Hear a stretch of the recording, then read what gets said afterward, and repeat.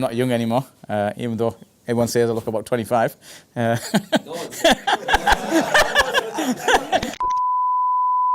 life-affirming journey, calling to Islam. You want guidance for him. You're not here to debate him. You're not here to push him away. But you sincerely want guidance for him. Okay? And one of the best way to do this, this is taught in our era, is follow two principles. Number one, speak to them as if you're speaking to your own mother. How would you speak with your mother? With love and care and respect. Right? And number two, speak to them as if maybe they'll go to Jannah and I might go to Jahannam. Okay, maybe they go to Jannah, I might go to Jahannam, we don't know. Right? This will humble yourself and be able to be effective in your da'wah. Number two is, of course, you need to have knowledge, at least the basic knowledge of who Allah is, the 5 pillars of Islam, the 6 articles of faith. You don't need to be a scholar, you don't need to be an alim in order to be able to give da'wah.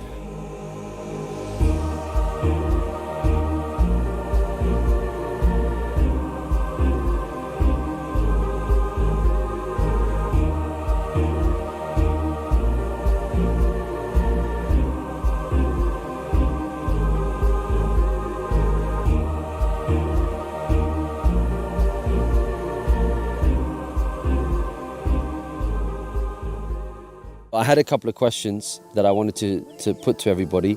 The first thing I wanted to ask is, what's been the most powerful moment? What's been the highlight of this trip for you? That's the first thing.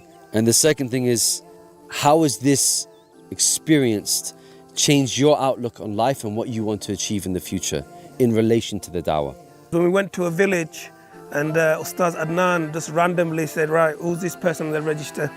Tell him to stand up. And there was like an oldish lady. And he said to her, oh, do you know how to do wudu? Show me. So she showed her, okay. Adi, alhamdulillah, they've learnt wudu. She can learn that in a month. And then he said, he asked her, what is Tawheed? So I thought she'll just say, you know, God is one. And that's good. She knows God's one now. Jesus is not God and everything. She understands Tawheed. When she started telling us Tawheed al-Rububiyyah and explaining it, Tawheed al-Uluhiyyah, explaining it, Asma wa Sifat, and she's been a Muslim 1 month, a village lady, probably not had advanced education, and she's learned all that in 1 month. And I'm like, oh my God. And then a guy gets up, he's been a Muslim a month, recite Fatiha. And you expect, you know, some broken Fatiha, and you think, mashallah. And the guy recites whole Fatiha with good pronunciation. And then I was just thinking, like, what is this? This is just something else, you know?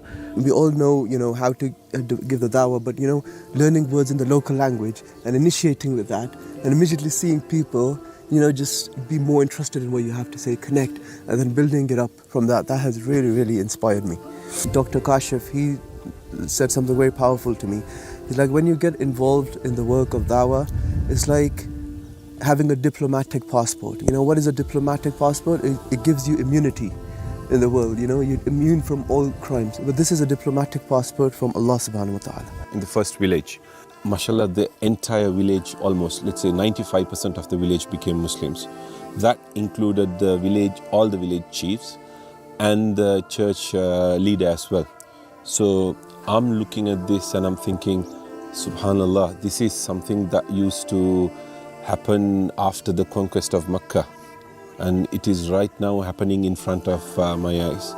You know, Allah has made it possible for me to see. New Muslim sister at the island who said, you know, where have you guys been? And that was powerful on its own. But what was etched on her face as she said that was, I think, equally, if not more powerful. It was almost as though she was complaining. Like, where have you guys been? Like, why didn't you come to us sooner? And I could see that, it was so vivid. When I saw her face, and that kind of really spoke to me, like, where have you been, Ali? And here I was thinking that, you know what, I'm doing my bit. I'm here, Destination Dawah. I do my bit for IERA here and there. I give money. I attend a few events, and I was like comfortable with that. Like, I'm doing my bit. And that really made me realize that, Ali, no, you're not doing your bit. That is nowhere near enough. Because there are millions of people like that sister who are you know, when inshallah they're going to become Muslim and they're going to ask us, why did you not come to us sooner? Don't think, why hasn't this happened? Why hasn't that happened? So what Ali said right now, where have you been? This is in reference to the small percentage of people that are going to do that work historically. It's not going to be everyone.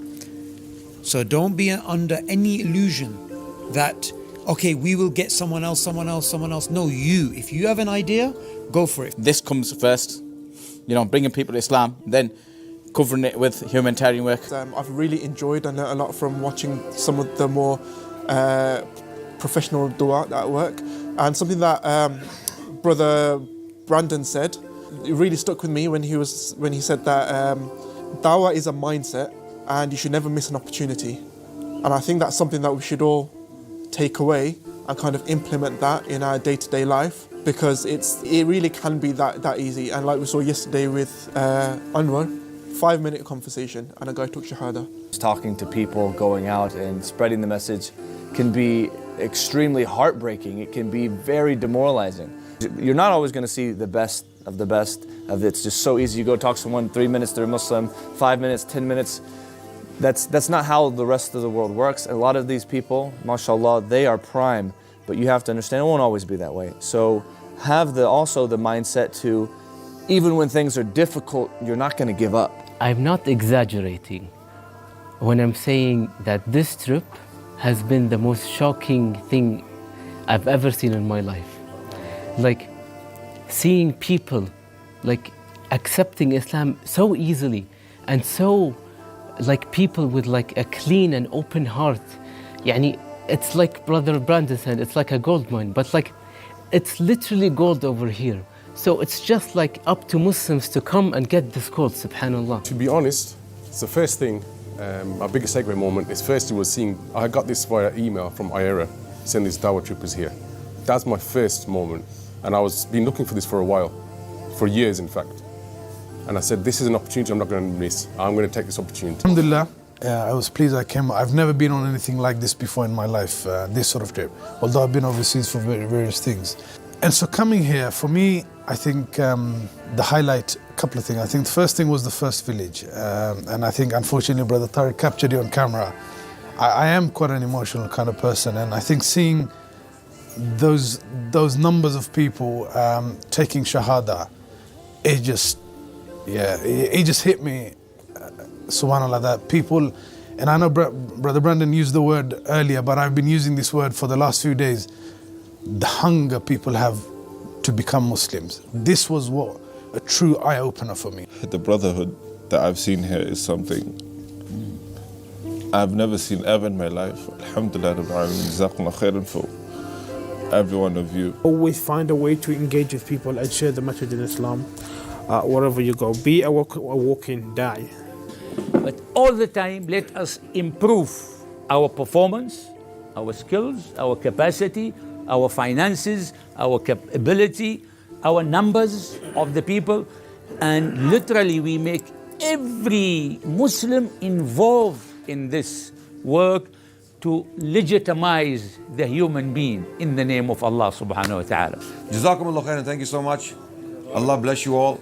Allah Ta'ala bring you back. Allah bring more people back. Okay.